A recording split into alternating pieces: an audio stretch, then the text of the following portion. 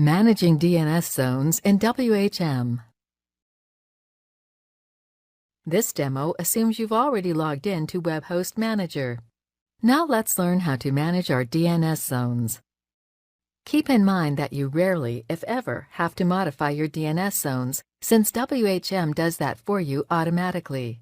You should only attempt to modify DNS zones if you know exactly what you are doing.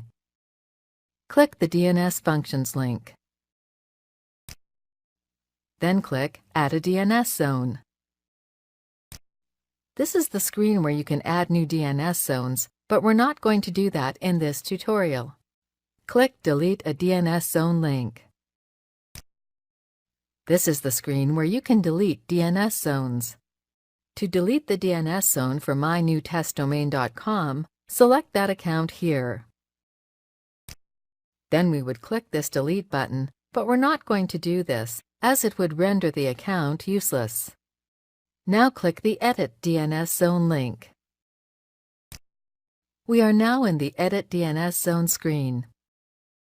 Select mynewtestdomain.com, then click Edit.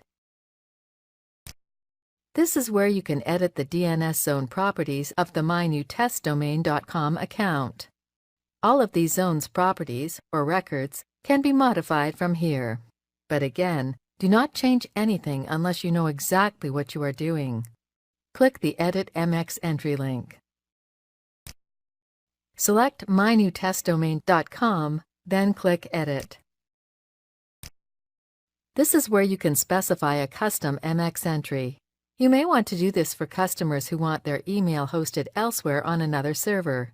In those cases, you would enter the other server's IP address here and click Save.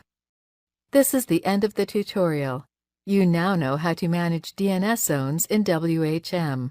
Remember that WHM automatically manages DNS zones for you, so you should rarely have to do it manually.